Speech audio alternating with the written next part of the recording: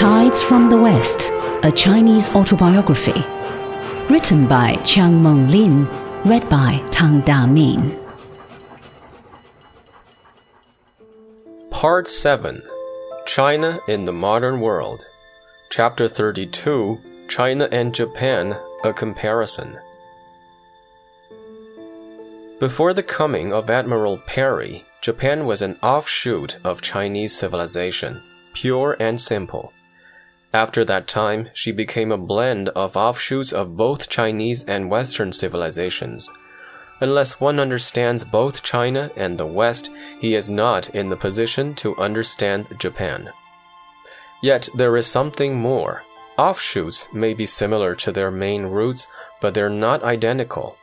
To render judgment upon things similar as if they were the same may lead miles away from the truth. Moreover, the blending of two civilizations may change the character of the contributing originals. The offshoots of Chinese civilization in Japan were of the Tang era, which lasted from 618 to 907. While many of the precious elements of Tang culture had been worn away in China through centuries of barbaric invasion, they were preserved in Japan.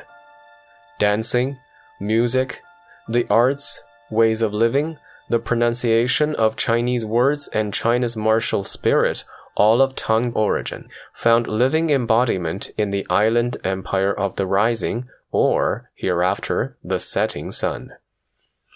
If you want to know something about the Tang civilization, go to Japan. Upon a foundation of Tang culture, Japan made herself great by the absorption of Western science. However, an offshoot is but an offshoot. It has to receive nourishment from the roots of the mother tree. As soon as the mother tree in China withered, the offshoot had to depend for nourishment on the local soil of Japan. Now, Japan had every nourishment in her soil to nurse the Tang offshoots to grow, save one, originality. In this respect, she failed miserably, and for lack of this one element, Japan remained a dwarf tree. After Perry's arrival, she began to tap the flow of Western civilization to fertilize her land. The tree did shoot up heavenward after receiving new nourishment from this source. But again, she failed in respect of that most valuable element of Western civilization, originality. She copied the Tangs in her civilization. She copied England in building up her navy. She copied Germany in training her army. She copied America in developing her industry. She copied the 19th century Western anachronism of building a colonial empire a bit too late. She copied Germany's blitzkrieg by hitting at Pearl Harbor a bit too far. Japan is a wonderful copy which is almost as good as the original, but falls short in reproducing the spirit behind it, something rather elusive. Her copybook is closed now, I hope, forever. She grew on copying, became strong on copying, and I hope will not commit harakiri on copying.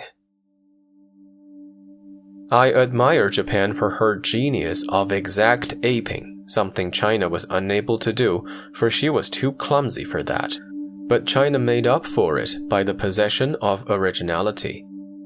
She created and created until her energy was sapped by centuries of barbarian invasion, famine, and disease after the downfall of the Tangs. In parallel fashion, America is an offshoot of European civilization. But here the case is different, for the early colonist from England brought with him the seeds of a love of freedom, which is an expression of originality in ideas. So America created and created until she became the most highly industrialized nation in the world, the most materialistic and at the same time the most idealistic and humanitarian. In the combination of these great opposing elements into one unity lies the greatness of America. The martial spirit of Japan, of which the Japanese are very proud, is embodied in Bushido, the way of chivalry which she incorporates into what she calls vaguely Yamato, the spirit of Japan. Bushido, as revealed in peace, is an intense loyalty to one's country. In war, it means to fight to the last man. Japan has forgotten that what she calls Bushido is nothing more than the martial spirit of ancient China. The very word shows the Tang origin. The modern Chinese pronunciation is Wu Shi Dao. In Cantonese, Mu Shi Do, very similar to Tang pronunciation, whence the Japanese Bushido. With strict discipline and efficient organization, and with a thorough application of modern science, Bushido became a mighty weapon of war with which Japan won victory in the Sino-Japanese and Russo-Japanese wars, and ultimately hoped to conquer China and the world. Out of it grew a will to power. Upon this foundation, she built up a military empire which recognized nothing but power. The secret of the phenomenal success of Japan in world power lies in reforms along Western lines, made by hereditary ruling classes nurtured in the martial spirit with a strong aptitude for copying and an intense loyalty to leaders and to their native land. They had at hand a people whose supreme virtue is to follow their leaders and obey orders. So the reforms of Japan since the beginning of the Meiji period have moved in the constant and unchanging direction. Reforms in China, on the other hand, have to start from the bottom. There have been no hereditary ruling classes, no aristocracy but the aristocracy of learning. The vast country has to be whipped into unity of purpose by learned leaders from among the common people. Thus, the process is necessarily slow and follows a zigzag way. Political leaders such as Sun Yat-sen and intellectual leaders such as Zhang Binglin, Liang Qichao, and Cai Yuanpei have all been scholarly men drawn from ordinary backgrounds. From the common people they came, and to the common people they went, with their great gifts of social and intellectual vision. Modern Japan has been built up by ruling classes, modern China by the common people. It is therefore much easier to be a leader in Japan, where a leader dictates to the people. In China, he has to educate and really lead them, a much more difficult art, which requires a good deal of resourcefulness and originality. China was comparatively slow in making reforms, but once she made up her mind to it, she always tried to find their deeper meaning. In the course of the last 100 years, as we have seen, she began by making cannonballs, from which she was led to political reforms, thence to social reforms, and to the introduction of ideas from the West. She wanted to strike at the core of everything. She penetrated deeper and deeper to the heart of Western civilization. She recast her old beliefs and constructed new ones until they became part and parcel of her life. She is a scholar, a moral philosopher, an artist. Her civilization and culture have grown out of her life, and she could not be satisfied with Western ideas until they were thoroughly assimilated into that life. In contrast to Japan, therefore, China's thought is modern, but her social and industrial structure still lags behind. This is something inherent in the philosopher, the dreamer. China is broad-minded and democratic and possesses originality, but she lacks organization, discipline, and the martial spirit. She is a country of scholars where learning is most honored and culture most treasured. Yet the military might to defend herself within her own boundaries is something that China has yet to achieve. In China's strong points, her weaknesses lie. So it is with Japan. The Japanese is a warrior and an efficient administrator. The adopted Western civilization has been but a military superstructure, which made Japan a militarily potent nation, but did not touch the deeper life and thought of the people. While her structure is modern, her spirit and ideas are medieval. this should not surprise the reader, since the feudal system actually existed in Japan until only yesterday, the beginning of the Meiji period. Its abolition took place almost simultaneously with the introduction of Western civilization, while China abolished feudalism before the Christian era. By elevating the martial spirit to the highest plane which is possible to maintain by strict discipline, Japan has sacrificed the creative spirit, which in the long run is the heart of a culture and the sure foundation of a nation. The creative spirit is something one cannot ape. The more one relies on imitation, the more one is apt to lose his creativeness. The more strict the discipline for war required of a people, the more that people will lose the creative spirit. In the assimilation of Chinese culture, as with the Western, Japan was only partially successful. For example, of the two important moral precepts, which are the guiding principles of life in China, loyalty and considerateness, Japan learned loyalty, an indispensable virtue in a feudal state or a militaristic nation, but failed to understand considerateness, which is the virtue of the scholar. She stuck to her own idea stubbornly or faithfully, but refused to consider other people's viewpoints. The narrow-mindedness of the Japanese, of which even they themselves are conscious, deprived them of the leadership necessary for a continental colonial empire. They had ambition and military might, but no statesmanship. The Japanese see things very clearly within certain limits, but are blind to major cultural movements of the world. They are bigoted, intolerant, and inflexible under the cover of extreme courtesy. On the other hand, the two virtues went hand in hand in China. She is faithful and at the same time considerate. China does not feel that faithfulness to her own ideas precludes the existence of other points of view. She always tries to imagine herself in the position of others. That is considerateness, of which Japan was not capable. So she failed to understand China. Japan has acted like a strong little boy who tries to take a ram by the horns. It snores, jumps, arches its back, and butts at him until he is forced to let go or is laid flat on his back. Then he wonders why the creature should act that way. Poor boy, think what you would do if someone took you by the ear. Try to see yourself in another's position, and you will understand China. Another important factor that has made the Japanese a war-loving race is the belief that Japan is a divine country, born of gods and living and conquering by divine will. This is not easily understood either by the West or by the Chinese, but it is a fact that the Japanese believe it reverently. The Chinese believe in gods, but they take them as the guardians of morals, not of war. For the Chinese, the gods have nothing to do with the rise or downfall of an empire. But to the Japanese, the rise of Japan was the will of the gods.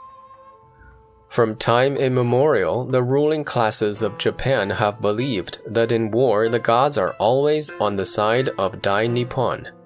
When the Yuans or Mongols failed to conquer her, they thought the gods had protected her with divine power.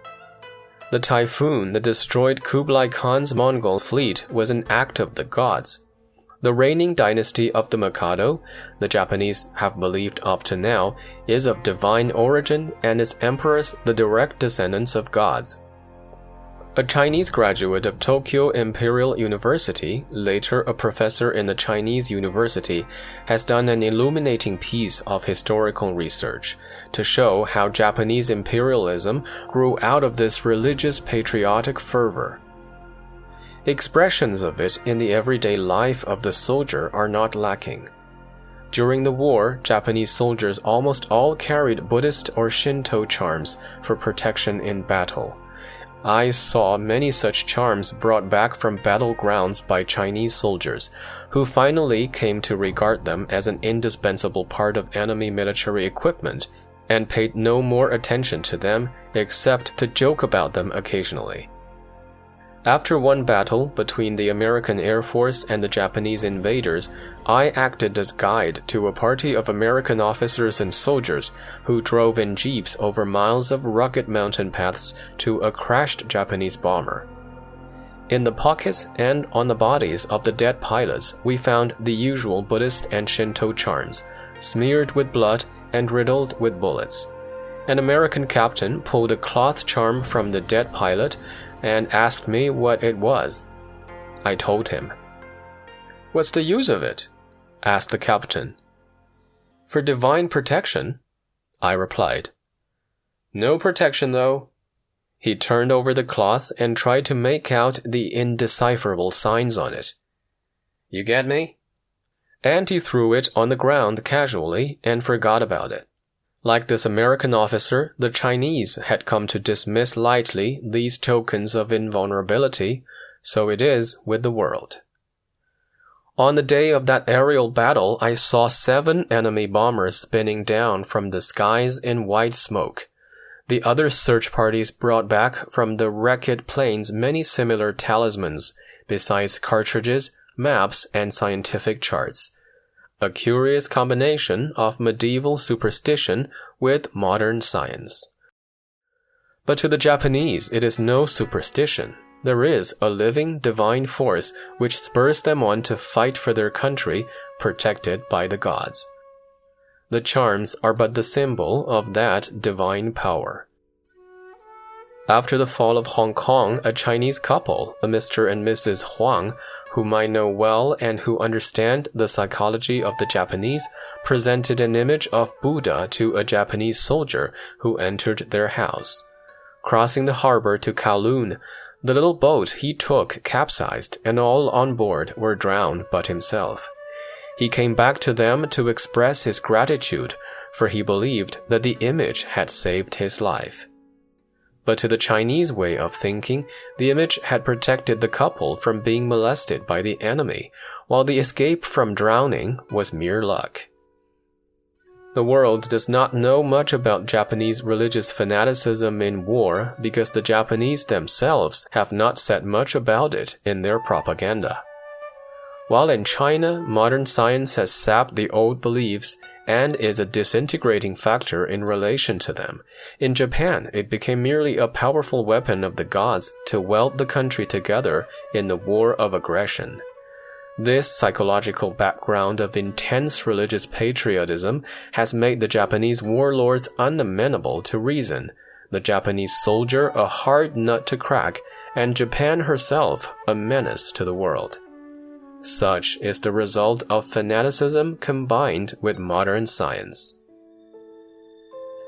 To have such a fanatical neighbor would be a headache to any country, and Japan has been much more than a headache to China during the last 50 long troubled years.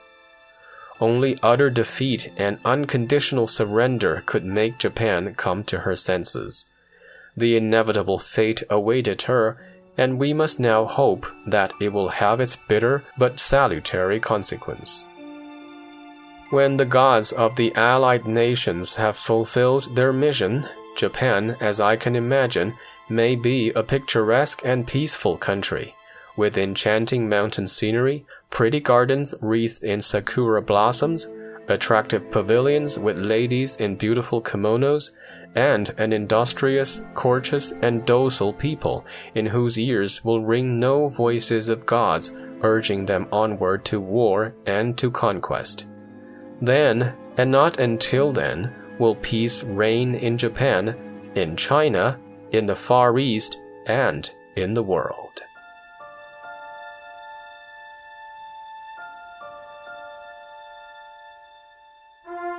What you just heard is Tides from the West, a Chinese autobiography, written by Chiang Meng-lin, read by Tang Da-min, and published by the Foreign Language Teaching and Research Press. Some names and terminologies in this book have been updated per contemporary usages.